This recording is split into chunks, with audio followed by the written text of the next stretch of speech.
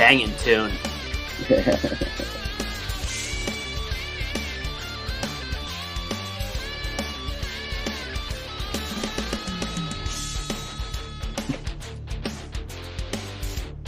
All right, welcome back to another episode of On the Throne with Dick. And I was going to introduce you right away, but I fucked up there. Intro music by Senjin Boychuk, man. You go follow that guy everywhere, just popping up everywhere, doing incredible shit all over YouTube and TikTok and Instagram. He's just everywhere. He's in your face all the time. Anyways, so now I guess we can get on with it. This week guest, welcome to special guest, the Freshwater Cowboy. I almost called you K-Boy, which doesn't make any sense. Ron Knox Jr., aka the Freshwater Cowboy. What's up, man? Not much, brother. How you doing? Dude, I'm doing fantastic. I'm in Edson, a little tiny town in northern Alberta, northwestern Alberta, I guess. Close to the mountains ish. Working away. Had a day off today, so I'm just hanging out in my room, doing things that one does when they have all day in the room. Sometimes you pull one off a couple times, but minimum 2 on a day off. Yeah. Hey, you know what? You ever see what's that movie there? The one with Leonardo DiCaprio, Wolf of Wall Street. Yeah. The scene with Matthew McConaughey. The trick to making it work in this business is you got to masturbate twice before breakfast. Yeah, I remember that one. You got to pump those numbers up. You got to pump those up. The whole mantra. Lotitsky. Hey, you do what you got to do, man. Whatever helps you relieve the stress, right? Yeah, man. Absolutely. I started to get what my wife means by she's got a headache. Yeah. Shit. Oh, man. What are you up to, man? Not much. We're just sitting here getting ready to go to work. I'm already all geared up, ready to go.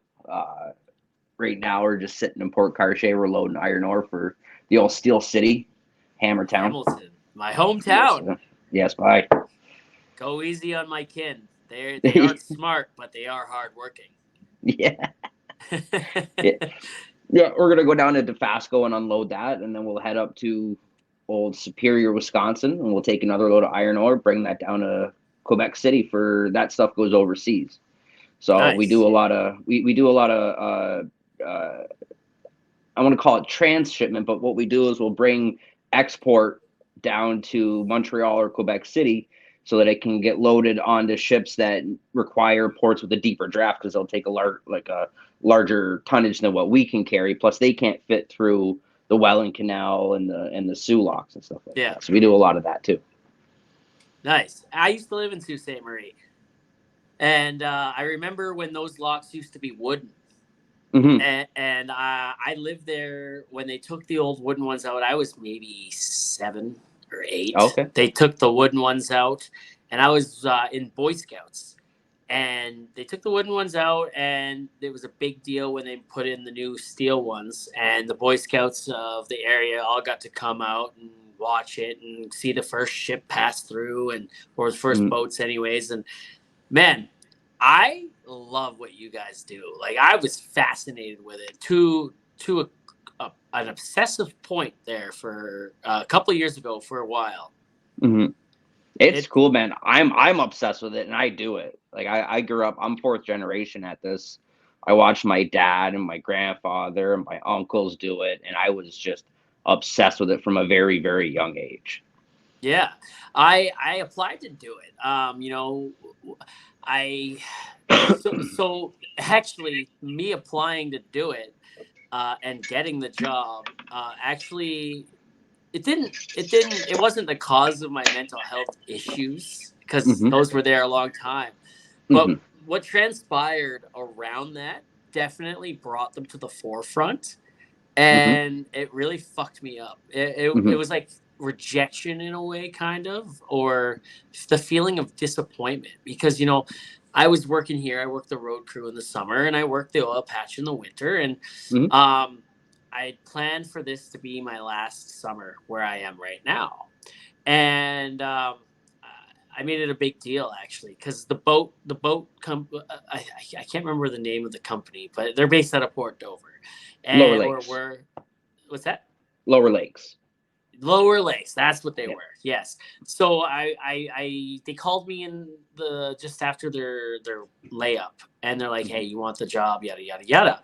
I said, "Absolutely," but I'm going. I got this commitment where I'm going to go build roads for the summer. In the fall, I'll be back, and they said, "Okay, cool." So we communicated all summer long. I went and got my transportation stuff and my passport renewed and this and that thing. And so I was excited. I was pumping it up. I told my coworkers about it all summer, and I'm not coming back. This is my last summer, right?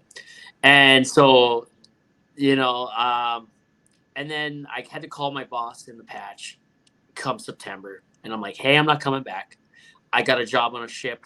And I was living in Ontario at the time. I got a job on a lower lake ship, marine merchant, whatever you want to call it. I was going to be an able-bodied seaman, That's what I right? am. I Yeah, think it's yeah, a yeah. seafarer, right? And Arr. so I was pumped. I was pumped. And he's like, "Okay, man, cool, cool."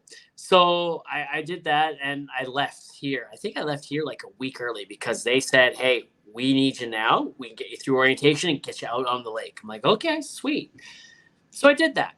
And then when I got home and I left a little early, I got home and he's like, "Hey, it's been put back a week." I'm like, "You son of a bitch," because I changed my flight around. Right, I spent more Mhm. money to change it around so I could be home sooner. And so a week, okay, cool. So that orientation came around. I spent all my own money getting out there, yada yada yada. And then he's like, "Oh, it's been an unstable year, or it's been a stable year, sorry, for you know, just uh, people coming and going. You know, a lot of people aren't quitting; they're staying because of the Mhm. pandemic, right?" So I'm like, "Okay, okay." He's like, "I'll let you know when I can get you on a boat, but it won't be for a few weeks." And then you're looking at it from whatever point of view you want to look at it from. And I said okay. And a few weeks had gone by, I didn't hear nothing. So I made the plans. I called my boss back up in the patch, and I'm like, "Hey man, I I'm coming back, right?" And he's like, "Oh, okay, cool, cool. But this isn't like until they call you, right? Like this is forever, Mhm. right?" And I'm like, "Yeah, basically, sure." Right. And so I was out there, and the boat, the guy on the boat thing, I can't remember his name. He called me when I was out there for about a week, and he's like, "Hey, we can get you on a boat next week. Are you in?" And I'm like, "Man, like layup's like 6 weeks away, right? Mhm. Like, let's just call me when everything's good." He's like, "Yeah, actually, that's a perfect idea. We'll wait until layup's over. We'll get you on a boat. See who doesn't come back, get you on." So I'm like, "Okay, cool, cool." So he's like, "Call me in like January." So I call him in January. He's like, "Call me in March. I got a spot for you. Call me in March." Okay. So I called him like first week of March, nothing. Second week of March, nothing. Third week of March, nothing. And he called me back in like second week of April, I believe it was, and I let it go to voicemail. I'm like, "I'm done with this, right?" Mhm. And what that did for me is I already had to call my boss and be like, "I'm coming back," right? Yeah. And then I had to go back onto the road crew the next summer, and everyone's Mhm. like, "I thought you weren't coming back. What happened to the boat?" Mhm. Right? And that to me felt like huge failure, Mhm. right? And Mhm. I wasn't motivated at all that summer to do much of anything. I was in my head that whole summer, and Yeah. that for me, like I said, wasn't the start of my mental health issues by far, but it definitely brought them to the surface, Yeah. and I was miserable for like the next year, right? Mhm. And I was pissed, right? Because at that point I wasn't sure where I wanted to be anymore. The oil field wasn't for me. I didn't want to be here. Yada yada yada. The boat was my way out, Mhm. right? Mhm. And Yeah. it didn't happen. So Yeah. I was forced to come back here, and yeah. So yeah. It's tough. Like that's something that weighs on myself as well as the waiting for the work. A lot of my self-value is in my ability to provide for my two sons. And when I'm not working and I'm waiting around for a job, like my mental health just absolutely tanks. And like I'm hired through a union, so there's supposed to be a little security there. But if something simple like right now, like there's a strike with grain trimmers in Thunder Bay, and that could keep boats from coming out completely. Luckily, we got our entire fleet out, so I've been very fortunate that way. But it's waiting for that call and not getting that call that like it just hurts the most. Yeah. Yeah. I bet, man. That's I've seen your videos and like you advocate pretty big for mental health. You talk about it. You're Yeah, like, hey, you yeah, know what? I'm sitting here and I'm in my own head, like I'm yeah, working out at the gym. I'm not working out for my physical health. yeah. I'm working out pumping iron for the demons up here. Right? I'm Absolutely. saying fuck you to those guys, right? So Absolutely, absolutely. Like you got to find healthy outlets. Like I did everything the wrong way for the longest time with booze and drugs and women, and it would just get worse and worse and worse. And it wasn't till I came out on the Great Lakes and sailing and was able to find healthy outlets in order to deal with those demons. Now I still have one unhealthy outlet, and that's like I'm a through and through workaholic. I'll work myself to death as a way to battle those demons. Like I've gone 10 months straight with not going home and just working, just plugging away, just to keep those demons at bay. yeah. I've seen that in your videos too. We've talked about that where like I haven't been home since like Christmas, right? Hmm. And it's Hmm. like summertime, and it's like, Yeah, well, shit. You stayed on the boat. You stayed behind on the boat when they were laid up to do boat yeah, watch. You just yeah, stayed there. Like yeah. anything to keep your mind off of what's going on, right? Exactly, exactly. Man, that's got to be tough. How long you been on the boat for? How long have you worked on the ships? So that's kind of like a two-ended question. So I started as a contractor working for an outfit called Marine Clean. So long story short, I used to be a chef. I spent 10 plus years in the industry. And near the end of it, it just wasn't for me anymore. And I had to get out. Right. And my dad gave me that way out in allowing me to quit my job and move back home with no plan other than just to find something else. So I was living in Burlington at the time. I packed my bags. I moved back to Thorold, Ontario, and I was jobless for about a month. I worked as a garbage man through a temp agency for a month, and I got this call for a company I applied to that I forgot I applied to them. They're called Marine Clean. We were confined space specialists. We cleaned bunker tanks, gray water tanks, ballast tanks, like every sort of confined space and nook and cranny you could think of. I was in it, and we would prep for welding or inspection, anything like that. While I was doing that, we would also sail with boats to do jobs that needed to be done while the boat was still operational. And I was working under the purview of a fellow that knew my family really well. And he sat me down one day and he's like, "The fuck you doing, buddy? Like you're wasting your time. Uh, working here. Like you get paid like shit. You work like a dog. I see how you work. You're an animal. Like go to the union and ship out." And I always had this idea in my head that there was no seafaring jobs anymore because that's kind of what I'd been told.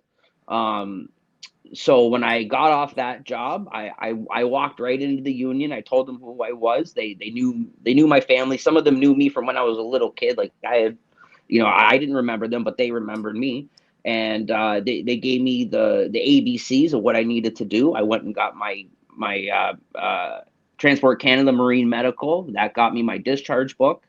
I went into the union. I paid my entrance fee. I sat around for about a month, and then they called or no, sorry, they called me. They gave me a heads up on when the big turnaround is. Turnaround is when the steady fellows that are on the boat are starting to go home for their holidays, and they bring guys like me in as reliefs Yeah. to fill in for them while they're on their holidays. So uh, I went into the hall. I sat there for about 3 days, and I got my first job. So I've been officially sailing as like an actual sailor since uh, May 20. May 27th, 2018 is when I came out here as an actual seafarer. Nice, Yeah. nice. And you moved up quick, right? You started off as what do they call the guys at the bottom? So that's OS, ordinary seaman. Ordinary Deckhand. seaman. I was once Yeah. an ordinary seaman. so was I. Look And at I was me the one that now, won. Mom. Look at me now, Mom. Should have swallowed, but you didn't. But yeah, I started off as a OS, and on this side of things, in order to get to be an AB, you need a little bit of previous experience on the wheel, which you do on your own time. So in your off time, when you're not working and the boat's in the river, you go up to the wheelhouse and you learn how to steer. I did that for a while, and then we had a new captain come aboard the ship that I was on, and we had an AB quit, just walk off the boat because he had another job prospect. So the captain was on board. He called my room. He's like, I heard you want to come up to the wheelhouse. We got a spot. It's yours if you want it. You start tomorrow. I said, I'll fucking take it. So since January 2021, I've been an able-bodied seaman, or a wheelsman, as we call them on the Canadian side of the Great Lakes Fleet. Nice, man. So like, it didn't take you long to move up, eh? So like, No, not long ago. So is like captain next? No, Jesus, that's a long ways away. The next step would be you'd be a third mate, and then what's it called? Third mate. Third mate. Okay. So you have navigational officers; those are your mates. You got third, second, and first mate. Another name was, we call them the chief mate, first mate, and then you would go to captain from there. And like that's like years down the road. As it stands right now, with a little bit of going back to college, I could go and write my third mate's ticket. Before, years ago, you used to be able to do what's called going up the pipe, the Haas pipe, right? And that's where you work your way up that ladder. As rules and regulations changed with the increased technology and safety measures that are in place now, you need some schooling now in order to write those exams. Yeah. To reach those levels. That's not bad. That ensures that, schooling.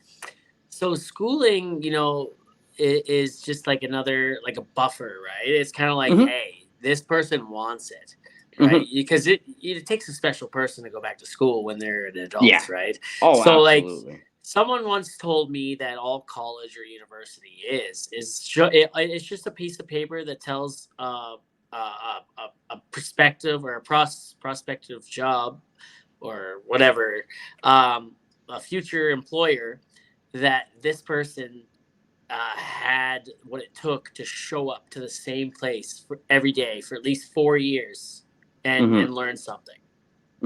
Right? That's all it's really good for. That's what I've heard. I don't actually, I'm not an armchair GM. I can't tell you if that's what it actually is, but that's what I've heard. And it makes a lot of sense. Yeah. I've heard that too. Like in terms of seafaring, you really can't advance past an unlicensed sailor without it. You just like legally you can't. You need that school time. Yeah. I when I was looking at, when I was going through, so I had that whole summer, right, in between, when they called me to, when I left here to go actually take orientation and whatnot, I had that whole summer to look at videos and watch what was going on in that scene.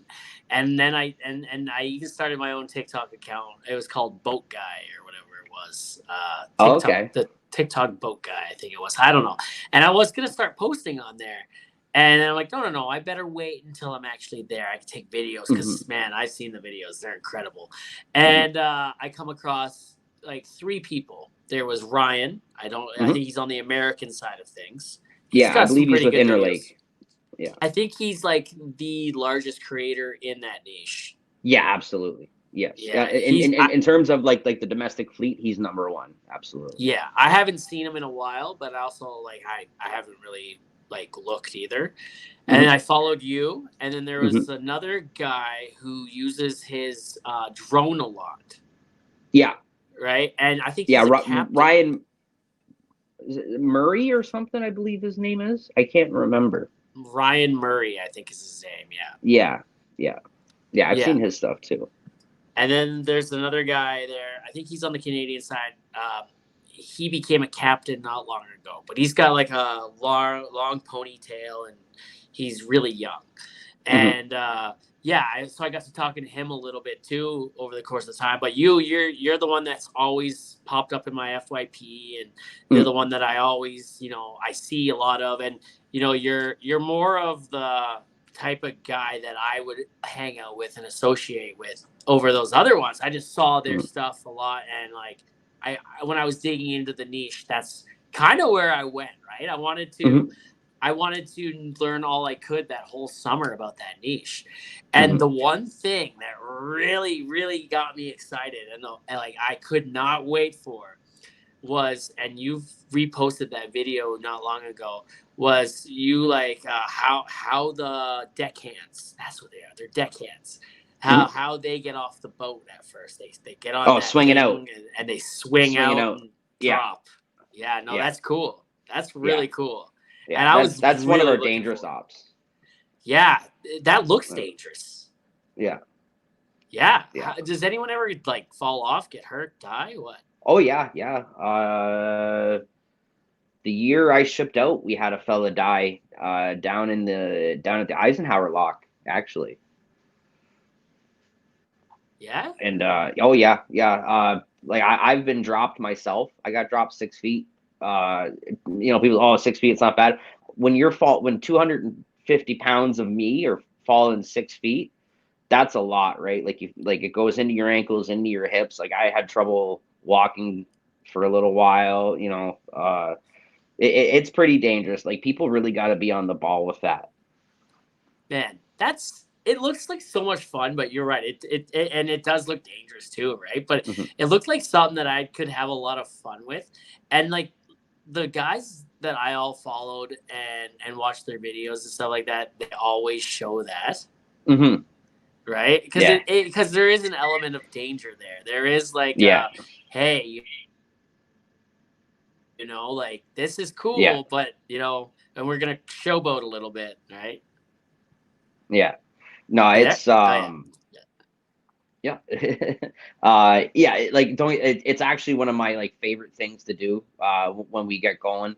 Uh I remember my very first time swinging out. I wasn't on the boat 12 hours. I got picked up in Lock 1. We were transiting upbound on our way to go get a load of grain. We had to stop at Wharf 16, which is just above Lock 8 in Port Colborne. I got like I got the Cole's notes of what to do. You know what I mean? Like step on the stirrup, give the okay, step out, two hands on the bar, right? And then you just get lowered, you step off, it goes back up, and they swing the next guy out. And I remember standing on the ship side, just like heart pounding, like, oh, I'm like, this looks so scary. I get down on the dock, I was like, wow, like just what an experience, you know what I mean? Like not even 12 hours on the boat, and I got to do something pretty rad like that. Man, I can only imagine. Like that's the one thing I was looking forward to. I was pretty heartbroken, like really heartbroken. Um, the Well, hey man, come on out. We'll swing you out. Yeah, even if I don't work on the boat, you'll let me on the boat and you'll swing me out Might not swing you out, but I'll definitely get you on the boat. I'll definitely get you on the boat. for a tour. Yeah. Oh yeah. Hell yeah. Oh man, that would be Absolutely, man. so sick, dude. Like, I remember when I applied and the guy told me, he's like, I'm not gonna lie to you, like the hours and the schedule are long and grueling, and it's not for the Hmm. faint of heart. And I'm Hmm. sitting there thinking, like, man, what are you talking about, right? And he's like, it's 6 weeks on, and I think it was like 6 weeks on and 3 weeks off or something like that.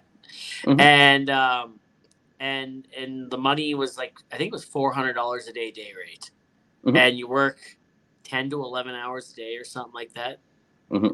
And when he told me that, I'm like, man, you don't know what I'm doing now. 6 weeks on, 3 weeks off. My wife's gonna love seeing me more. This is gonna be Yeah. great. And the money, like, I mean, hey, whatever. It's roughly the same. but Yeah. way better actually because I work less hours, and Yeah. and he's like, oh yeah, when we're in port and whatnot, and you're not working, you can get off and go do stuff, Mm-hmm. and that's cool, right? Because they went Mm-hmm. through Hamilton, and that's when I lived there at the time, Yeah. so I was pumped. I was working a lot of hours away, and I was looking forward to that, right? So Mm-hmm. it was that schedule, and then of course he's like, "Can you handle like the food isn't that great?" I'm like, "Man, let me tell you something about the food I eat right now." Okay, like I bet you it's good. And so far, I've heard from like you and a few others have said the food is fucking phenomenal. It can be like right now, like the boat I'm on right now, we got a great chief cook. When I was on the Assiniboine, I was there for 2.5 years, um, and we went through almost 15 chief cooks, myself included. I filled in as chief cook for 3 days because we had a guy walk off the boat at Lock 8. Like he just couldn't cut it. He was there 2 weeks, couldn't handle it. He had some issues. He had to go home. He left. The captain asked me to do him a solid. I hopped in the galley for 3 days, fed the boys until we got the next chief cook down in Quebec City. But let me tell you, you can get some really bad ones out here to the point where like I was living off of the kippered sardines, the canned kippered Yeah, sardines, yeah. and I used to fucking eat Vienna kippers. sausages. Like I Oh, was living, like I'd spend weeks living off that. oh, that's horrible. That sounds worse Oh, than camp. oh man, it can get bad, and like you're just hugging the porcelain altar, like praying to God, like you can pass something. Like oh, it gets bad.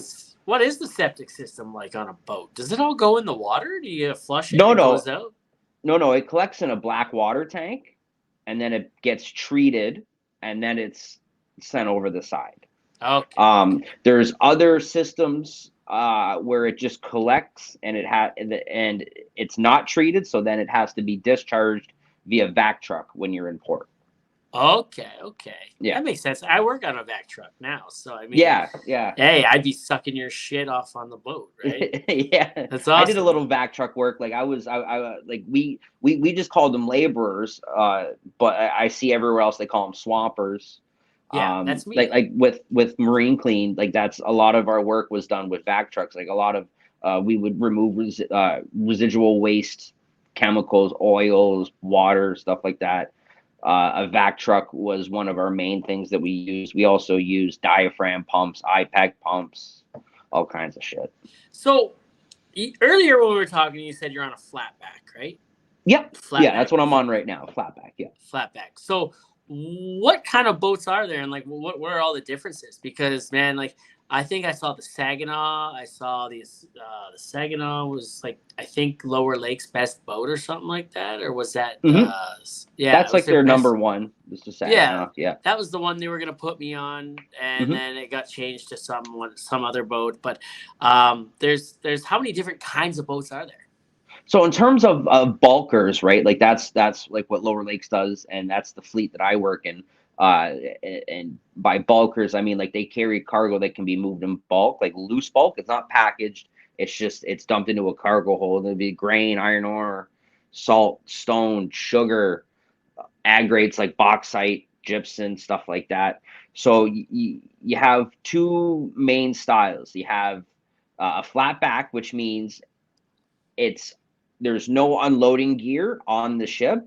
It is unloaded by shore equipment, whether it be clam cranes or if it's grain. Some of the grain elevators unload you through a vacuum, like a giant vacuum, or they have these things called grain legs, which are like bucket belts that'll like scoop it out and stuff like that. That's what I'm on now. The ship that I came off of was a self unloader, which has its own conveyor system on board, and it's got the large boom that's on deck, which can articulate like some can articulate more than like 70 degrees. The one I was on, we can do a full 90 degrees port to starboard, Wow. and depending on how old the boat is, the type of unloading gears there, they can discharge fast, they can discharge slow, depending on the cargo, if it's sticky or if it flows freely. That'll all affect your time in port. Interesting. Yeah. Interesting. That's pretty cool. And like, so there's what three different types of boats? Two, Two in the bulkers, two in the but bulkers. there's also cement boats that carry powdered cement, right? Uh, there's two styles that I've seen. I know there's more out there. I just don't have a lot of experience with cement. I've stayed away from that. It's a shitty cargo to carry. It burns your skin, and from what I've read in the contract, it's not a favorable contract. You kind of work more than what you're paid, so I stay away from that. So with cement boats, you have like a corkscrew system where the cargo falls into like a corkscrew and then it hits a conveyor belt and then it's discharged. Or on these newer ones, it's just a big vacuum system that sucks it out of the cargo hold and discharges it. That's pretty cool. Still, the Yeah. vacuum system. Actually, vacuum system sounds like it'd be better. Yeah, it like you still got to deal with the cement getting on you and stuff like that because Yeah. you do go into the cargo hold to clean and stuff like that. Like it'll burn your skin, irritates your eyes. Doesn't matter how much PPE you wear, you're gonna be uncomfortable while you're doing it. Yeah. And then Yeah. well, actually, there's a fourth. I should say there's four because we also have chemical and crude tankers out here as well. I have zero experience sailing on them. I have worked on them when I spent time in Marine Clean, and that would be like prepping tanks for inspection or painting and stuff like that. Um, but that side of things I have like no real experience with other than just showing up with a vac truck to discharge residuals. So the ones that you do have experience on, the flatback and the self unloading, like which one do you prefer? Self unloaders, that's where the money is. That's because it's such a fast operation. It's go go go. You're making money hand over fist. Like the overtime is absolutely unreal. Especially the one that I was on the longest, the CSL Assiniboine. So a lot of cargo, a lot of self unloader cargo ships. They have what's called a hopper style cargo hold, which at the bottom of the cargo hold, it comes down into like a V shape, like it's a hopper, so it free falls onto the belt. Well, this boat, the way she was designed, she's squared out so she can carry more tonnage, and she has a flat bottom with gates that go down the middle. So because of that, we had two John Deere 644 loaders and a Bobcat. So we would free fall as much cargo onto the belt as possible. Once we reached as much as we're going to get like that, myself and another fellow would get into the John Deere's and we would push the remainder of the cargo to the gates. Depending on the cargo, if it was iron ore, I'd be in the loader 6 hours. If it was something sticky like gypsum, sugar, or salt, anything like that, you can be in that loader upwards of 18 hours. And you're just Wow. making straight overtime on that thing. Wow. What's the biggest Yeah. what's the biggest paycheck you've ever had on the boat? $4,700 cleared Good for after you. tax. After tax. Nice. Nice. Yeah. The government loved you. Oh yeah, like, and I'd say I paid more in tax than I brought home that paycheck. Ah, No, wow. Nova Scotia taxes, man, I tell you, they suck. Nova, man, how did you end up going from Burlington, Thorhill to like Nova Scotia? I was working out there with that Marine Clean outfit that I told you about, and I just fell in love. I wanted out of Ontario. I was just sick and tired of the Ontario grind, um, and like especially spending so much time in Burlington, just all the fake people and stuff like that. Like I just couldn't take it anymore. And the Burlington's pretty climate. bougie. Oh, is it ever? You know what I mean? Like fuck. And like the climate, like I got sick of the 32-degree humidity. To hell with that. So packed up, headed down to Cape Breton. Best decision ever. Cape Breton, do you follow any Cape Bretoners on TikTok? Any good ones? I I probably do. I just can't think of any right now. Big shout out to Dougie Snakes. Oh, Dougie, yes, Dougie Snakes. I love Dougie. Actually, it's He funny. I lives in know. BC, but I no, but he's from New he's Waterford. from Waterford, and Yeah. I know like I've hung out and party with people that know Dougie really well, and like the stories that he tells you, they're 100% real because these like I've met these people who have been there and seen this shit go down. Yeah. And I die laughing every time I watch his TikToks. He's one of my fucking absolute favorites on the app. Dougie was episode 8 on the podcast, and he said Yeah, that I saw that. he said that his stories are 100% real.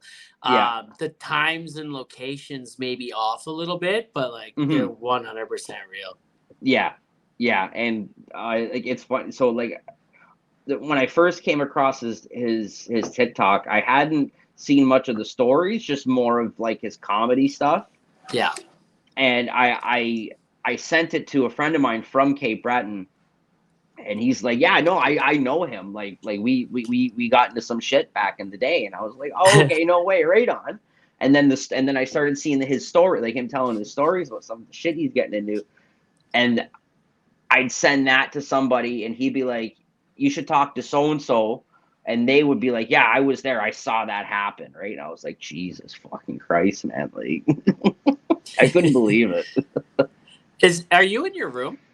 Yeah, yeah. I'm in my little cabin right now. What does the cabins look like in on these boats? Are they Well, decent? they're decent. So my room's small, right? Like so, like there's the front door there. That's my bathroom. There's my bed. It's a double bed. And then I got a little walk, and then those are my lockers right there. That just holds like my gear and stuff. And then I got a little desk here, and I think uh, that's better than most camp rooms, man. dude, I've seen some of your guys' camp rooms, and they're fucking slick. And like you guys got like room attendants and shit. Man, I gotta clean my own floors and bathroom and shit. That sucks. Yeah, You know no, what we I get mean? people that clean our rooms for us, man. But Like no, the like room your I'm in rooms are now is bigger. actually small. Yeah, really. Yeah, yeah. The room, like the other, so I'm in what's called like the spare room. This is in case like an extra crew member comes aboard, because traditionally what you would do is you would stay in the room that the person that you're relieving, and then so I'm on a 90-day hitch. So each month, one guy goes and the other guy that's gone comes back. So you would change rooms every 30 days.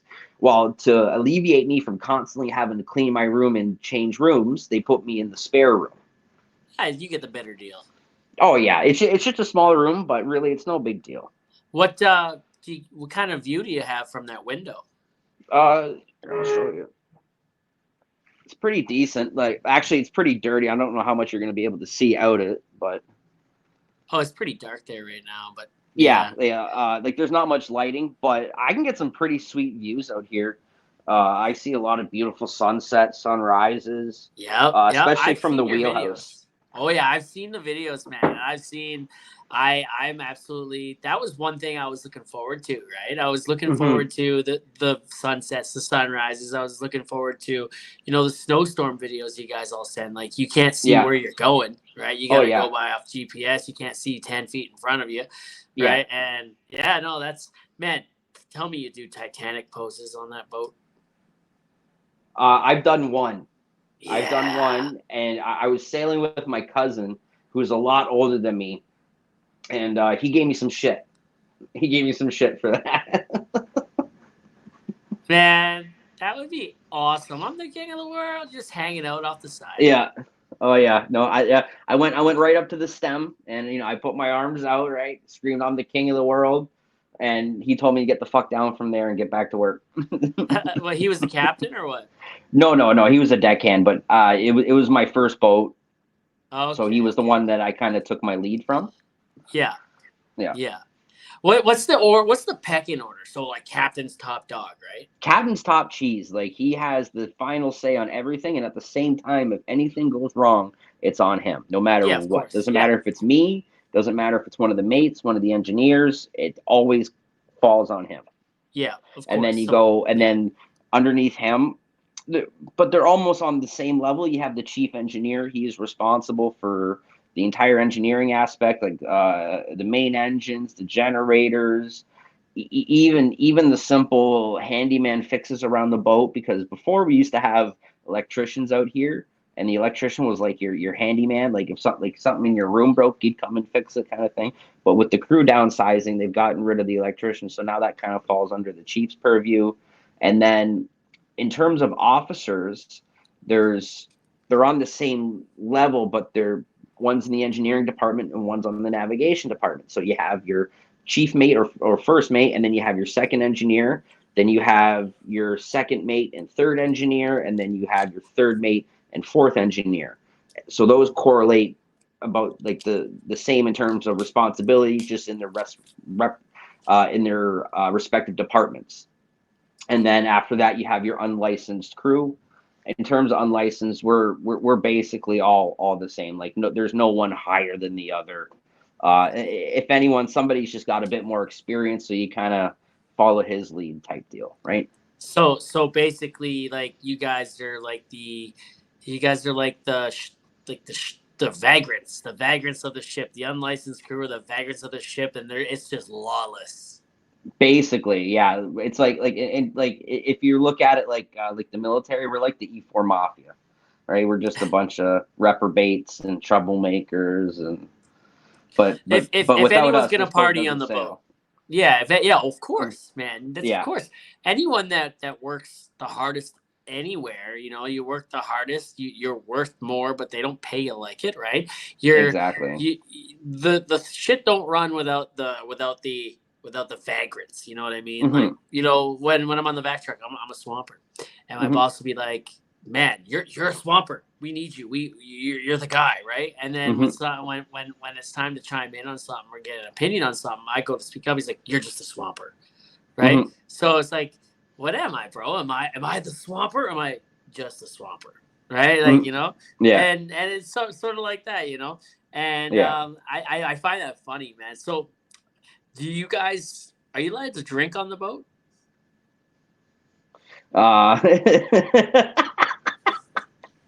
Uh, no. It's a moist boat. No, we're a dry operation. Yeah, yeah, We're a dry operation. That doesn't mean it doesn't happen. But it's not supposed to happen. yeah. Yeah, that's the thing. Every now and again, people go uptown, wet their whistle. They're like, I can I can say, my dad was probably one of the hardest partiers out here on these Great Lakes. And that gave him a bit of a reputation. Um, and I hate to say it, but sins of the father will bite you in the ass in this industry. Like my last name is legendary out here on the Canadian fleet, right there, and Four not just because of my generations. 4 generations, but like not just because of my dad, like my uncle, he was an animal out here himself. Still, like my uncle still works out here, almost 65 years old. He's still slugging away as a deckhand. He's been a deckhand since 1970. I want to say 76, 77. And he's And happier than a pig in shit doing it, I bet. he cannot leave. He talks about retiring every year, but he can't bring himself to do it. I honestly believe he's addicted to the life, just like I am, just like my dad was. We're My all grandpa addicted to it, man. retired. Oh yeah, my grandpa retired in 2002. He was an engineer. He was a second engineer. I got other uncles that are still out here at it. You know what I mean? Like my family's uh pretty well known out here for a lot of reasons, for the partying, for the work that they do. Like they were all the best at what they did. That's awesome. And that's Yeah. so like, are you trying to, break that family chain of partying, or are you like the animal too, or you're just kind of taming it out a little bit, and you'll be like, hey, let's take this another way. Let's bring another tradition to that name. I like, don't get me wrong, I can be a bit of an animal too. If you talk to some of the guys I've sailed with, um I try to be a little bit more quiet about things than my predecessors, let's say. um I try to get along more than like my dad would. My dad was a very, if you don't like me, go fuck yourself type Yeah. person. Me, like, if you don't like me, that's fine. That's cool. That doesn't bother me. My goal is not to be the best sailor, but it's to be the most reliable sailor. Like I want to be the guy that everyone wants on their crew. Shit, dude, we talked Yeah. about that the other day. Being one of the best doesn't mean you're one of the hardest working. It just means you're one of the Hmm. most reliable. You know Yeah. what I mean? Showing up is half the battle, Oh yeah. right? Like, you Yeah. show up, you give it what you can that day. Yeah. No one expects you to be at 100% all the time. It's just You hard. It's can't. You impossible, can't man. do it. You No, can't you do it. can't. I've tried, and Mhm. until I hit about 30, right? It was like, Mhm. man, my 100% every day is going to cost me something in the future, right? Absolutely. So 100% of what I can give that day is what I will. Yeah. And Yeah. sometimes my 50% is still better than some people's 100, right? Mhm. But I also had this issue. So I was working, my boss stuck someone with me in my truck at work there for a little while, and like I was having issues, right? They weren't putting out as much as I wanted them to put out, right? Mhm. Like elbow grease wise. And then so I tried, okay, you drive, I'll do the work, right? And Mhm. this is on the road crew. And so their driving wasn't that fast. They weren't giving it what I would do. I could literally do better driving and doing both, right? Mhm. So I said to my boss, I'm like, man, I can't do this. Like, this is physically impossible. Yeah. And he's like, man, he's like, there's a reason why racehorses wear blinders. Yeah. Or right, workhorses, racehorses. There's a reason why horses wear blinders, right?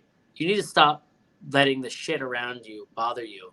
It's like Mhm. not everyone's gonna be able to keep up with you. Not everyone can get on your level, right? Mhm. It's like think about how much less money that person's making than you, Yeah. right? And you know you're expecting a lot out of like at that time you're expecting a lot out of an $18 an hour worker, Mhm.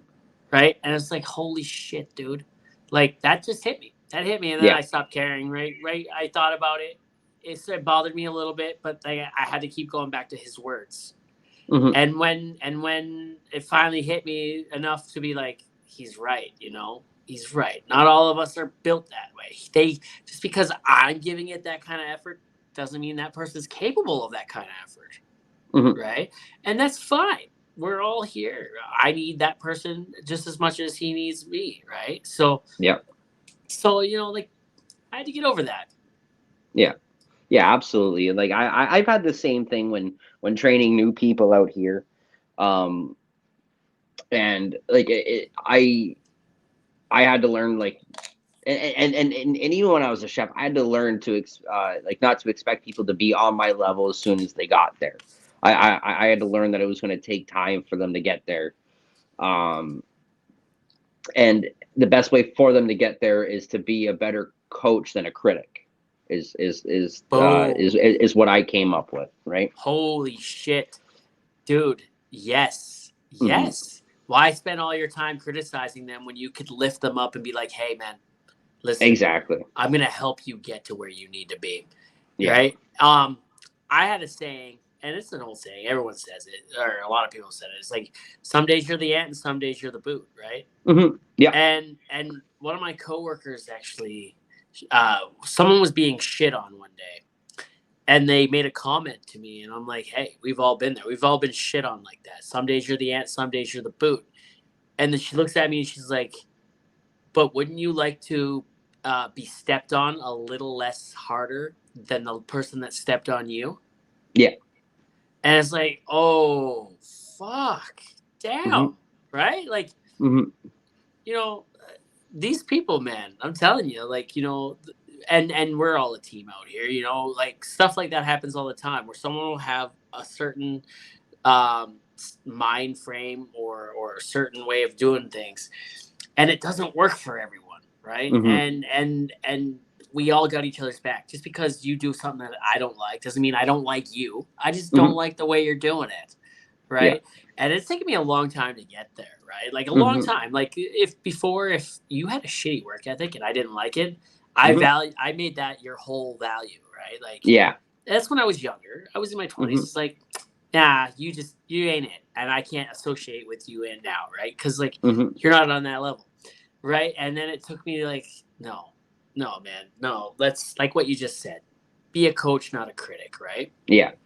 Yeah. That's That's the huge. and a lot of these old heads, um, they seem to not get that, and like at the same time, I don't blame them Oh, I think you froze there. Is it you or is it me?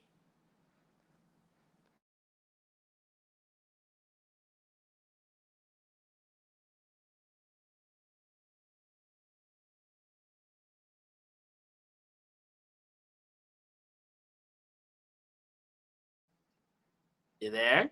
I'm here. Uh oh. Oh, oh, I hear him. I hear There him. we go. There he is. There There we he go. I is. don't know what the hell happened there. That was funny.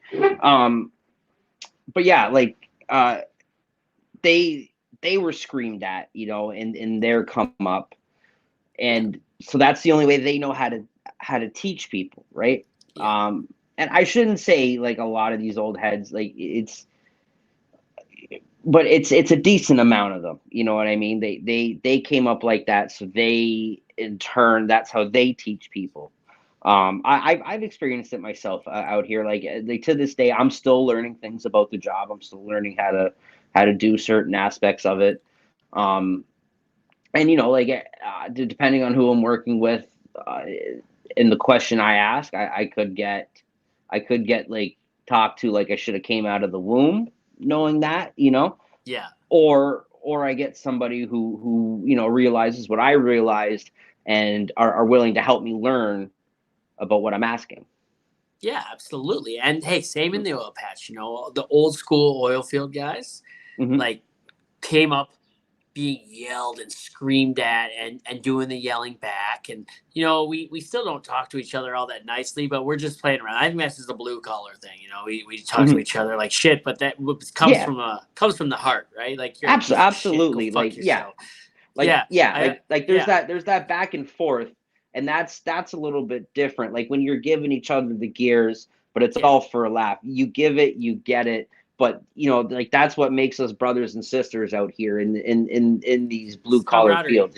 Exactly, It's exactly. camaraderie in the blue collar field. I don't know what it's like there, man, but like I've always said, like the camaraderie in the oil field is unmatched, right? Like Hmm. you're there, you're bleeding, you're crying, you're sweating together, Hmm. and just it's unmatched, dude. You have to experience it to understand it, but I think the boat life is kind of the same, right? Because like you guys live together and work together as well as we do, right? So like Yeah, you're constantly with that person, right? So that's a little different from a lot of blue collar works, right? Work. yeah, You got the and oil and like gas industry is right with the water the with the ship. I don't know what do you call it? The marine vessel, marine merchant, merchant marine, merchant marine. What do you call the merchant. industry? Uh, yeah, like it's called merchant marine. Like that's what we do. Like we carry goods, right? So Okay, so yeah. rig pigs, oil and gas workers, Hmm. merchant Hmm. marine mariners, merchant marine people. Merchant mariners, merchant mariners. Merchant Mariners.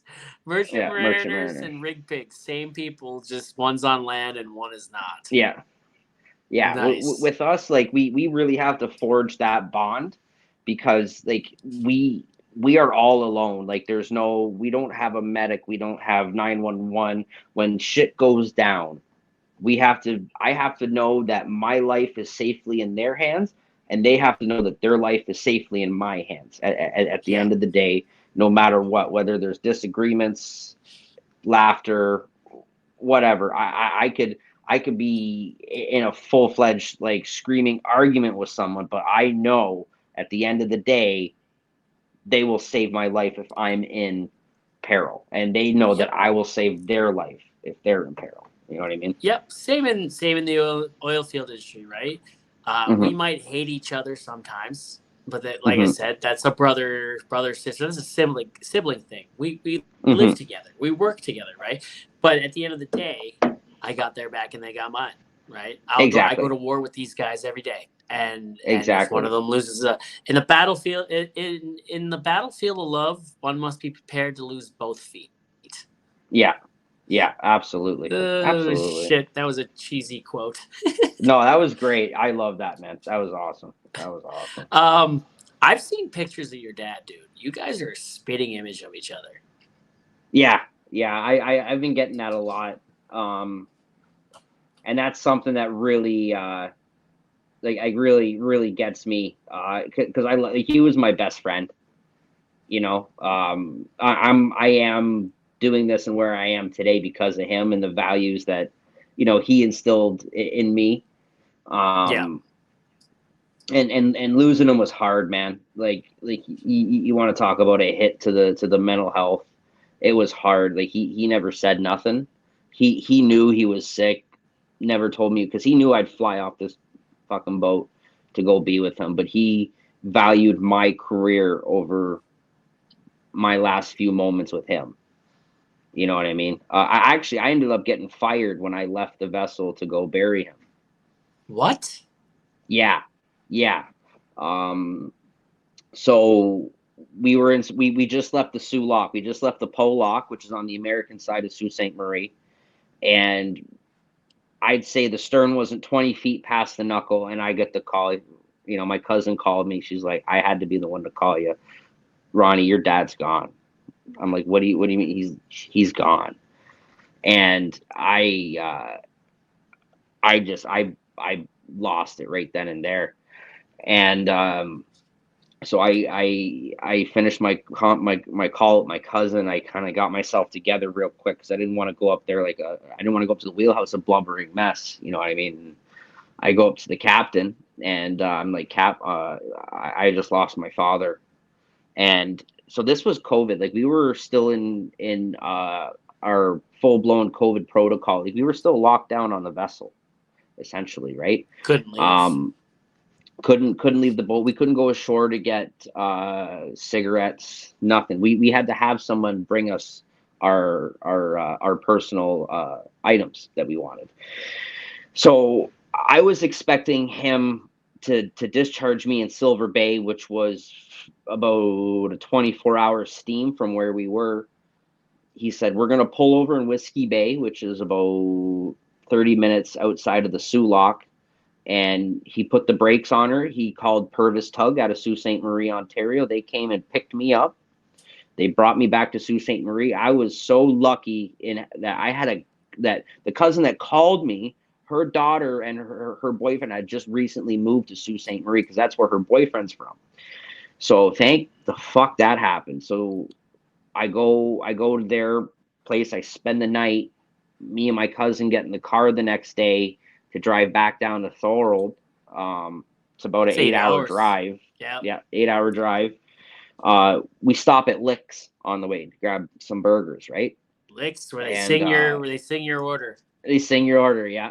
Yeah. And so I'm in the parking lot, and the crewing coordinator called me because I called him to let him know what was going on. Like I didn't want anybody in the dark. Like I wanted, and I told him I'm like I'm gonna bury my dad. I'm gonna get back to the boat as soon as possible. Like for me, sitting still, I don't do well. Like I got to keep moving, right? Otherwise, those demons are gonna win. So in that conversation, he's like, well, unfortunately, Ron, I had to recall your job. You left the vessel. You're not a permanent crew member. Therefore, you're not entitled to bereavement. I just lost my dad, and now I just found out that I lost my job. So I I was so distraught about my dad. I couldn't even really get angry at losing my job, and I got in touch with one of my shipmates, a really good friend of mine, a Corin Thorn, and I told him like, Corin, buddy, I won't be returning to the vessel. I've lost my job for leaving the ship, even though it's like a pretty bad emergency. And he said, fuck that, like not a fucking chance. He got a hold of our union president, and our union president went to bat for me and got me my job back. I returned to the boat 5 days after my dad passed away. Um, and yeah, it didn't hit me until a couple weeks after, like what a shitty fucking thing that was, that I was fired for going to bury my father. Yeah. After everything that I had done, like I never said no. Anytime they called me and they needed me to cover something or a job, I always said yes. And, I lose my dad. All I wanted to do was go bury him. I wasn't asking for extra time. You know what I mean? Just like literally the boat was upbound to go load. By the time it had reached the Welland Canal on the way to go discharge that load, I was on it. So I like 5 days. That's it. I was only gone for 5 days. Fuck, man. Yeah. That's some shit right there. Dude, I'm telling you, it was such a punch to the gut, but I didn't even feel it because I was just so distraught about losing my dad, my best friend, you know. And like to this day I still get like a little worked up over that whole situation. I can see that, man. Sorry. Yeah. That No, sorry you lost it's your dad, it's man. it's best to talk about these things, because if you don't talk about them, then you well it up, you ball it up, and then it comes out in bad ways. You know what I mean? Yeah, Yeah. absolutely, man. And as men, we're forced a lot of the time to ball that up, Absolutely. and then Absolutely. people get upset with us when it does come out Yeah. in the way that it comes out, and no matter Yeah. whatever way it is that it ends up coming out, people end up getting Mm-hmm. upset with us because there's like, hey, you keep that quiet. But on the other end of that, they're like, oh, what? That's bad. You should not have done that. Yeah. Well, Yeah. what did you expect, man? Right? Yeah, exactly. And that's like what led my dad to the road he went down and why he passed away. You know what I mean? He wasn't allowed to deal with his emotions properly. He was never taught that. He was never allowed that by those around him. So that's why he went down the path that he did with his drinking, which is what ultimately took his life. My dad, drank himself to death because of all the pain and hurt that was inside him through like the trauma he went through as a kid, the trauma of my mom leaving, failed marriages, you know, um, he just kept that shit in as much as he could, and at the end, that's what took him from this planet. Like cirrhosis of the liver, or what? Yeah, it was full blown organ failure. Like the day before my dad passed away, he went blind. Like Oh it was shit! full. Everything was shutting down. Oh shit! Yeah, Did you and he know was about the in. blindness? I found out after the fact. Oh At the fuck! like during the wake and the like talking to the family and kind of figuring out, because they were in the know more than I was, because my dad didn't want me to know. He just one day we would talk all the time, and one day he just went radio silence, uh, because he was in that much pain, and he wouldn't answer my calls, my messages, nothing. Um, and it just he just did it quietly. You know what I mean? And another reason why he did it quietly was because he didn't want to go to the hospital. He had seen his friends and family die in the hospital, and he didn't want to go like that.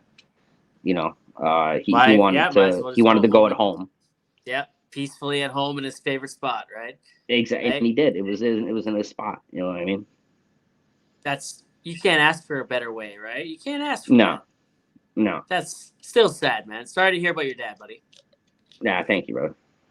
Man, that's I knew you lost him, and I've never heard that story. I don't think we've ever talked about it, but like up until now, I think we've only ever really talked through text and like in like the DMs on TikTok, right? Hmm. And just you like my video, I like your video, comment here, comment there, right? But dude, Yeah, this is the whole point of the podcast, right? The whole point of the yeah. podcast to peel back those layers, get to know the stories and stuff like that, and it's not just about what you do either. It's about who you are. It's about the man behind Yeah. the career, and the career path is also just an Hmm. added bonus, man. And I Yeah. like having these chats. I like that. That's the whole point of this, And I'm glad you're able to open up and talk about it and not ball that up. So Yeah. No, it's like you got to, because you won't survive if you just ball it up. absolutely, You know. absolutely, and you know what? Honestly, like if you can't talk about it with like me or anyone else, dude, who Mhm. can you talk about it with, right? Because like at the end of the day, we're in this together. All we have is Abs- each other, right? yeah, So, you absolutely. know, the government has made it very clear that they're not going to help out with it. They don't give No, a fuck, right? no. Especially with the whole maid thing. Yeah, and like they'll post the statistics and stuff like that, but at the end of the day, they're not here for us. No, they're not. No. They're not. So you were saying that within 5 days you were back on that boat Yeah, by the time it was ready to offload.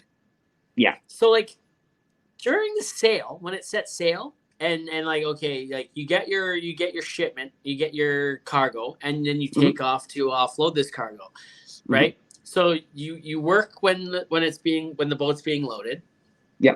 and then you work. You get to destination. X marks the spot. You get to the destination and you work your ass off getting it off. What do you do in between on that sail when you're at sail when you're at sea? What is there to do? Make work projects. Make work projects. Like so when I was a deckhand, you'd spend time chipping, painting, uh, cleaning. You would find little odd jobs to do. If you didn't find an odd job for you, the chief mate, he was the one responsible for finding you work. He would find you something. So the idea was to stay busy, not necessarily overwork yourself, but just no idle hands, right? Yeah, you got a Right? shovel in your hand. Pretend like you're using it. Exactly. And there's times where you're faking it. You know what I mean? Like there's times where there's nothing to do. So what do? You walk around with a bucket and a rag. Oh, looks like he's doing something. You know what I mean? Yeah, yeah, Now as an AD, it's different. So when we're on the run, I'm in the wheelhouse or the bridge or navigation deck, depending on who you talk to. Um, so when I'm in the wheelhouse, my job is to maintain a navigational watch with the mate that I share the watch with. So I'm watching the radar, I'm watching the ectis, which is like your GPS, right? Like that's your chart. It's your digital navigation chart. yeah. You're looking for traffic, you're looking for anything out of the ordinary, as well as you're following that because you will make course alterations, right? When you're in the open lake, like there's certain points you make like alterations, turns, right? So you watch for that. You make those turns. I make those turns or adjustments as they come, and then I do. Each AB has their own specific assigned duty. So the 8 to 4 guy, his responsibility is to keep all the equipment dust free and clean. Like he'll keep like the console clean and all that stuff. The 8 to 12 guy, uh, he cleans all the windows.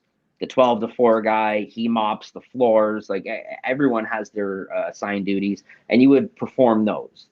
Um, Other than that, drink coffee, smoke cigars, Shoot the shoot the shit. shit, and but yeah, like you keep yourself busy or you look busy, one Yeah, or the other. Yeah, yeah. And does anyone ever like find like a I guess a shack or like something to hide under and just be like, oh, you can't find me. There ain't nothing to do here. Good workers hard to find. Absolutely, absolutely. I used to hide under the boot when I was a deckhand. I would hide under that unloading boot because you can't see from the wheelhouse. You can't see like what's under there, right? So I chill there with a coffee or a water on a hot day.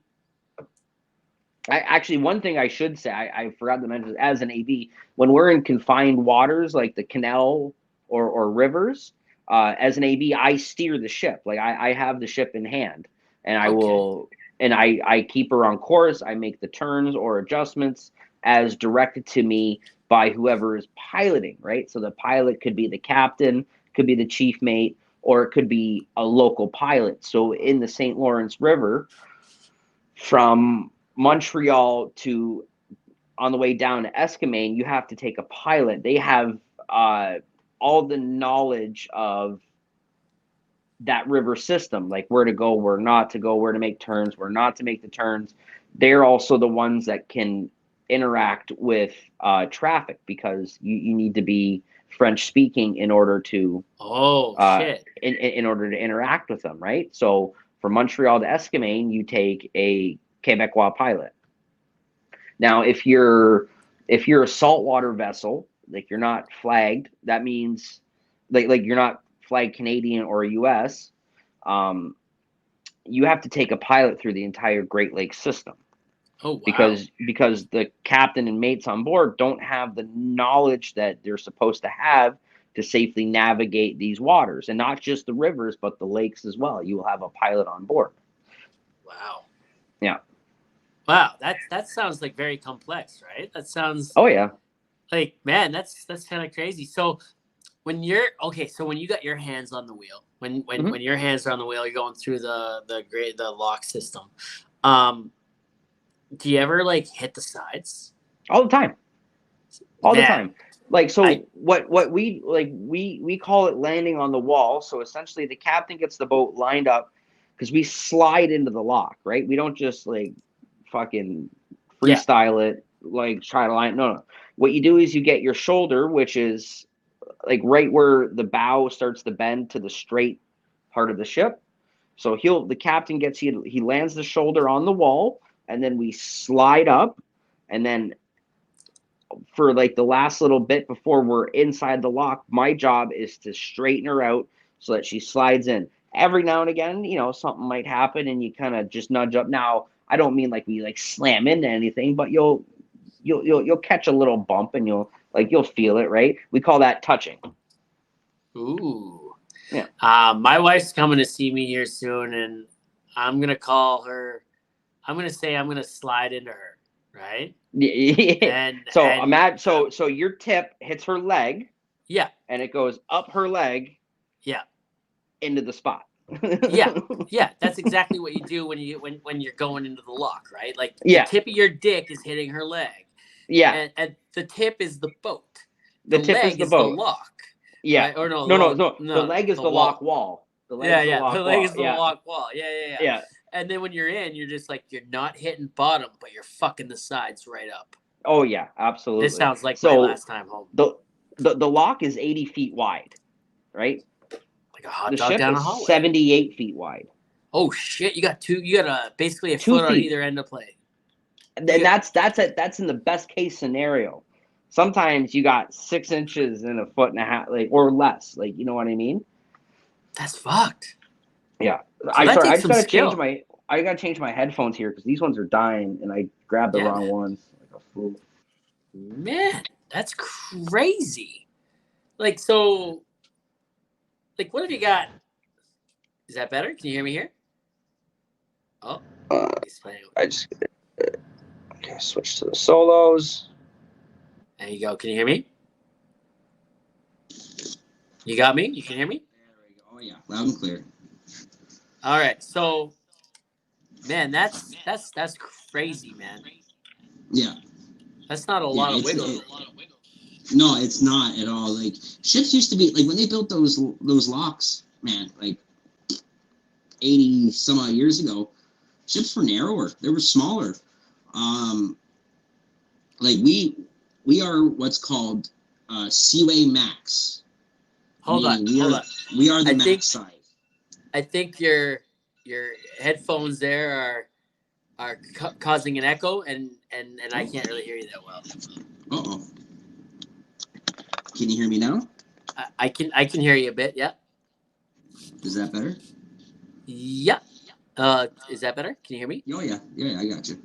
Oh yeah, you're cutting out. You're cutting out a bit, and there's a little echo. Oh no. Might be easier without the headphones altogether. Yeah. We'll just go. There you go. He just throws them. Can you hear me now? I can hear you now, man. All right. That's funny. It's like yeeted those off your head. Done. Donezo. Yeah. That's crazy, man. That seems like a lot of skill. You know. I'm still working on it. I'm not perfect by any means. You know what I mean? Like, I've been in this position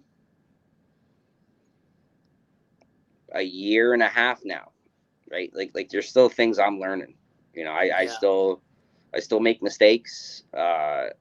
Luckily, I haven't made too big mistakes to the point where something bad happens, like I'm lucky I've had very competent captains and mates that have really helped me along. Yeah.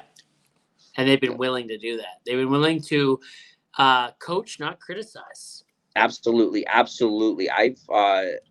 you know what? I had one captain who would often catch himself like criticizing and not being a coach, and would make a point of apologizing and say, you know what, that's not the way I should be teaching you, and I do apologize. And he was a really big influence on me. He was the one that was actually the one that got me off of the ship when my dad passed away, and he got in a lot of shit for doing that. Like, normally you need company approval to be like calling tugs to get people off of. He just said, fuck it, I'm getting this guy home. You know what I mean? That was an emergency, man. For that. Yeah. He had to make an executive decision right then and there, and absolutely, he couldn't wait. It was time. Absolutely. Yeah, that's big of him. That's awesome. Mm-hmm. Yeah. I love that. Yeah. So, like, what is there? Okay, here. Okay, is there like a major labor shortage right now on the boats too, as there is per neighborhood? Absolutely, 100%. We are dying for fresh blood. Absolutely dying for fresh blood. People are retiring at a rate that we cannot replace them. You know what I mean? You Where got can people apply? What's that? Oh, finish what you were saying. Sorry. We got a lot of guys that hung around for so long that people weren't interested in coming out here because there wasn't a lot of work, and because like these guys just weren't going anywhere. They're staying past 60. There's guys out here 70 years old, and now I don't want to say it's a generational thing, but the young blood just doesn't want to come out here, for a lot of reasons. The disconnect from home, the type of work. We don't have a lot of amenities out here. You know what I mean? Like you're lucky to have a rec room with a TV. I don't have a TV in my room. You know what I mean? Like I'm watching movies on a laptop. I'm watching pirated movies from a hard drive on a laptop. You're a pirate watching pirated movies. Yeah. Yeah, no, that sounds kind of rough, and a lot of people, it's not convenient, right? So, these kids are growing up now with the internet literally at their fingertips, whereas we did not, right? No. And the Wi-Fi was not an option for the most part growing up, right? Now, what do you got for Wi-Fi on that boat? We have some like lame system. I don't even know what it's called right now, but if too many people on the ship are on it, I can't even send a friggin' an iMessage or a fucking I can't open up TikTok, like nothing. Wow. But we are switching to the Starlink Marine, which is Elon Musk's internet Wi-Fi thing there. So they just started the marine side of it, right? So to have internet on vessels, right? So the company heard our cries about proper internet connectivity so that we can stay in touch with home. Also, that's how we're going to get the younger blood out here, so that they can stay connected. And like, I understand it's not just a social media thing, but to be able to, shoot an email or a text or a Facebook or something home to feel connected to their people at home. You know what I mean? Yeah. That's going to be a difference maker in new hires and new hire retention. Yep. Where can people apply and the name of the company and stuff like that? Do you know that information? Well, the best way to apply is to contact the Seafair International Union Hall in Thorold, Ontario. You can contact them by email or by phone call. They will tell you everything you need to know to ship out. I'm going to say it's not cheap. It's a $500 initiation fee. You're going to have to pay for a marine medical. Yep. And then you're going to have to get training. So we have the STCW training, standards of watch keeping, and that's your basic safety and your survival craft. And those courses together are about $3,000. Now, you can come out here without those training courses and you can work for 180 days to put some money in the bank before going and taking those courses. But after that 180 days, you got to get those courses. Now, fortunately, within the Great Lakes, you only need to get them one time. Once they expire, that's fine. These companies on the Great Lakes just want you to have them once so that you have that initial education. Now, Yeah. if you go offshore or deep sea, well, now you got to renew those certifications every 5 years. Ooh. Yeah. Nasty. Damn. Yeah. See, when I was applying and I had all my stuff, I never had to go and do that. The $3,000 course or whatever you're talking about. I never had to go do that. I just went for my marine medical, my Yep. Transportation Canada thing. I had to renew my passport. And that was about it. I didn't have to do that other course. Yeah. So it's not mandatory through Transport Canada when you're in inland waters, which is the Great Lakes Basin, right? Yeah. But it's policy for the SIU and the companies that the SIU represents the membership that's there. So that being Algoma, Canada Steamship Lines, St. Mary Cement, Degagné, and then there's a few other outfits out there. Forgive me for not being able to remember them, but it's their policy that you at least have the training once. And honestly, these are the best in this industry on these Great Lakes and the Canadian side. These are the best outfits to work for. McKeel's, they do a good job. Lower Lakes, they do their thing, but you're not going to find better than Algoma or CSL in terms of bulk trade on the Great Lakes on the Canadian side. All right, that's interesting. That's good to know. Good to know for people that are trying to get into the business, trying to get into the industry, and don't know where to start. Mm-hmm. It wasn't that hard to get my Transportation Canada certificate. It wasn't really hard at all. I think I paid $20 or something like that for it. Made a couple phone calls. Was it $20? I don't remember. It was $20. It was cheap. So the medical alone is like $125 to like $200. But then you take your medical clearance and then you get a letter from your would-be employer or the union, and they give you a letter to go get your discharge book. It's $28 plus the passport photo. So what's passport photo these days? $20. $20? Yeah. $20. Yeah. They Something put like that. Photo. I'd show you mine, but the captain takes possession of it when you get aboard. Really? Yeah. Why is that? I'm not exactly sure what the rule is behind it. That's just as soon as you come aboard, you hand it to the chief mate. They will stamp it, put in your date of joining. When you sign off, they put the date that you signed off, and they hand it back to you.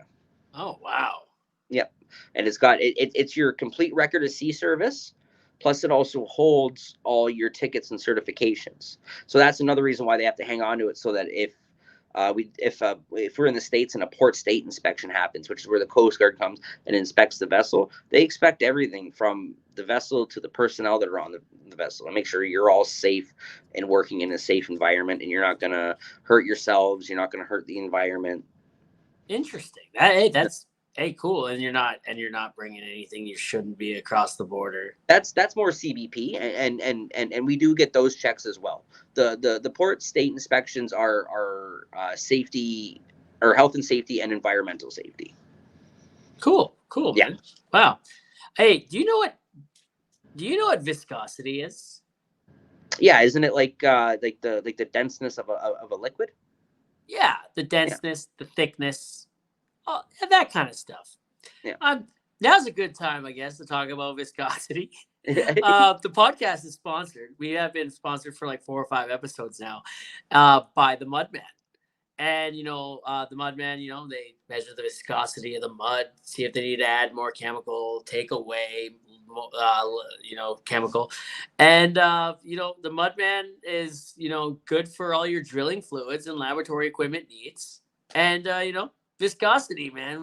You should have been here for a conversation we had about viscosity a couple weeks ago. It was got a little off the rails, but thickness of the load and everything like that. It was interesting. Got into taste. What do you think a thick load would taste like? I don't know. I've been told I have a thick load, and Shit. it wasn't it was definitely a compliment. So Nice. Did anyone take a funnel and like a measuring cup and test the viscosity?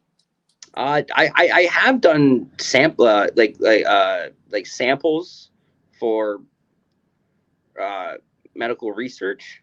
Medical research. All right, like a turkey baster. I got you. Yeah.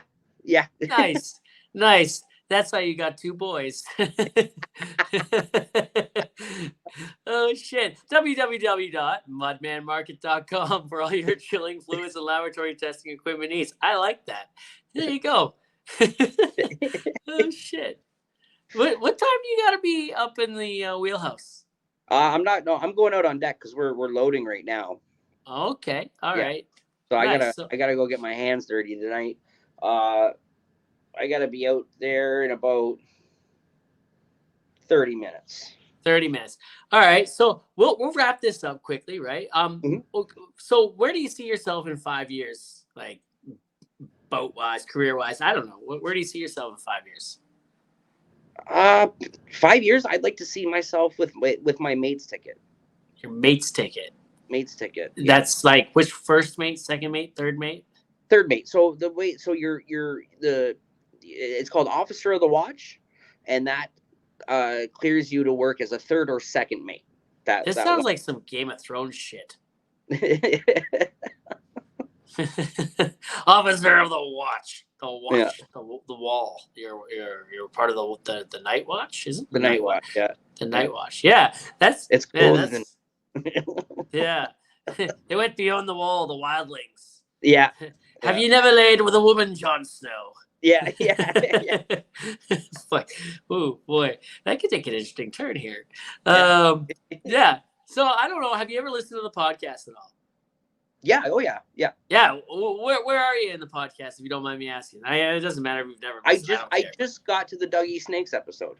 Dougie Snakes. I just got to the Dougie Snakes episode. I gotta say, my leading up to that, my favorite one is with Double D, Tyrell.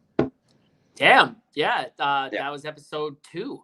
And Double D makes an appearance again shortly after the Dougie Snakes one, like 5 episodes later, I think. But man, you're catching up there. I think you're gonna be like episode 24. We're 24 you're that deep now, eh? Yeah, that deep. Well, plus 3 bonus episodes, so 27. We're over 6 months into this now. I watched the Uncle Hack one. That was a good one.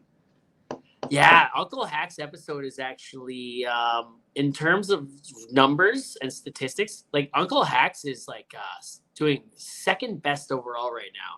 It's creeping up on the very first episode I did, the On the Throne Origins episode, which has the highest numbers, obviously, because it's the first one. But Uncle Hack's is right there, nipping at the butt. Right on.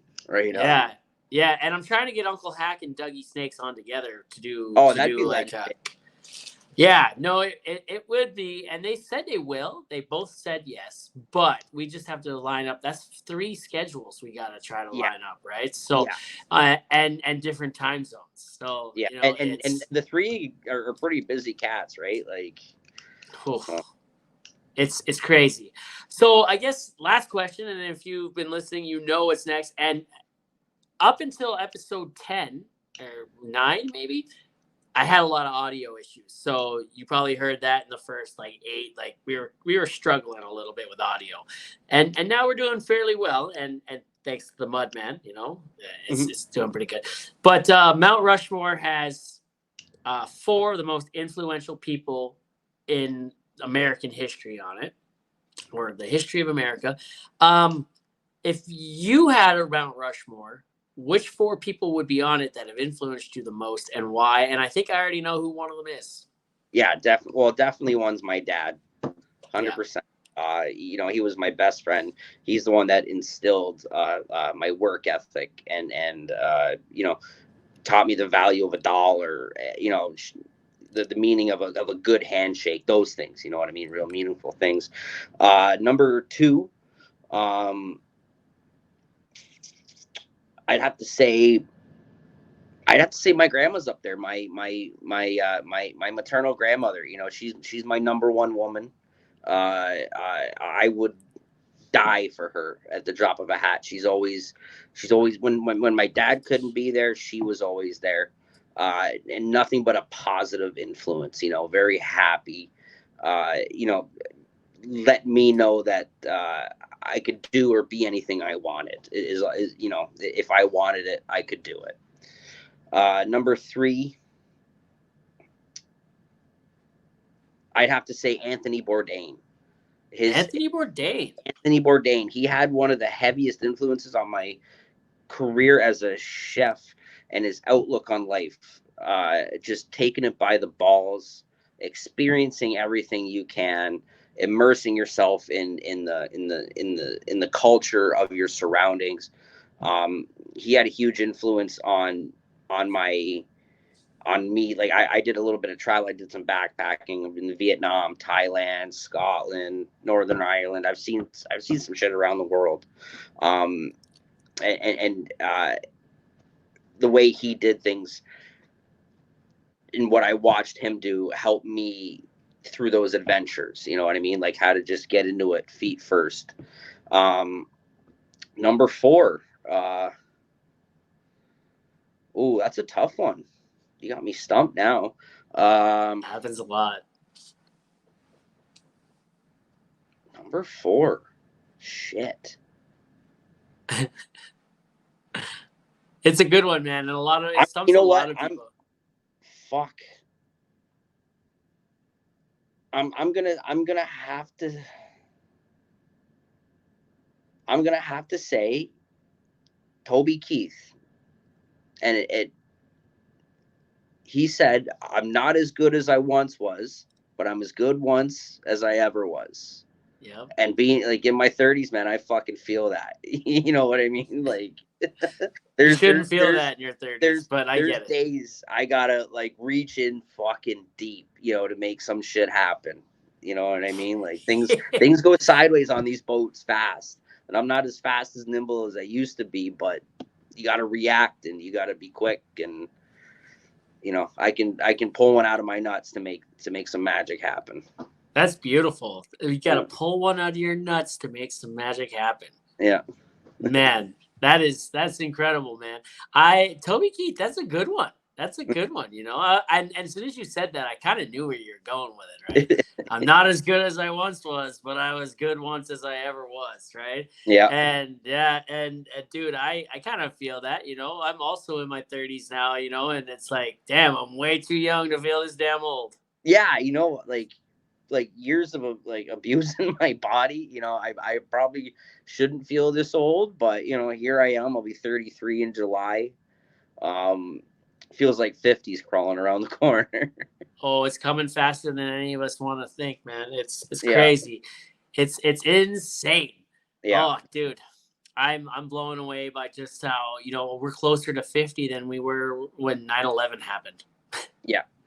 Dude, like I remember that day vividly, and I remember getting herded into the gym. We all got herded into the gym like cattle, and we're sitting there crisscross applesauce, and they got the TV on that rickety ass fucking rolling stand, and we're watching the second plane, man. Like, wow.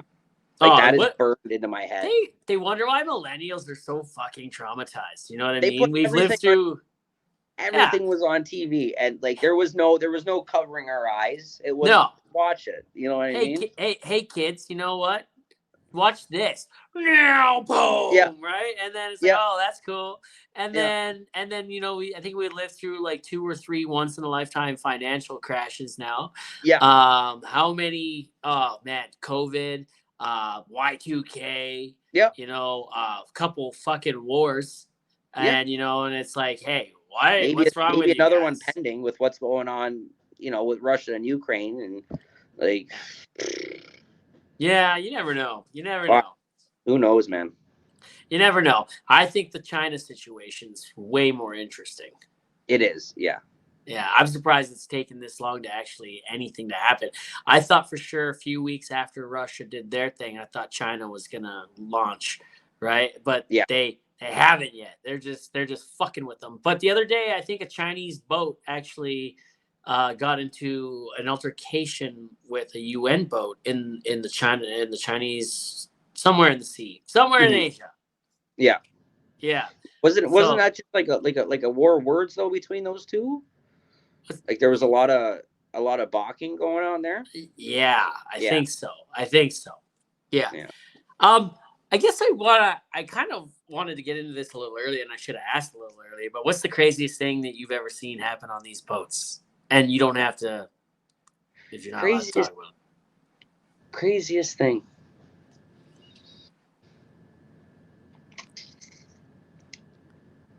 I'd say getting buried in gypsum in my loader, having a let go happen, right? Because with gypsum it doesn't move, right? So I'm undercutting it, and it's hanging up over top of me, and fucking she lets go and just buries me in my fucking loader. Was the door closed? Oh yeah, like we're completely encased. Like we even have like a cage so that the windows don't smash out. Okay, that's cool. That's cool. But yeah, That's just awesome. get buried in that, and I'd say my butthole was puckered, man. Like they couldn't fit a sewing needle up there. Oh shit! How long were you buried for? About a half hour. Wow, that's a lot. Yeah, it took And me like half- you were buried. Yeah. Wow, kids, did you have a radio? You can communicate. Oh yeah. We have like there's a radio in the cabin. Okay. Now, have you listened to the Dougie Snakes episode in its entirety yet, or No. have you? No. All right. When you get to the workloads part, let me know, because we're Okay, talking yeah. about workloads.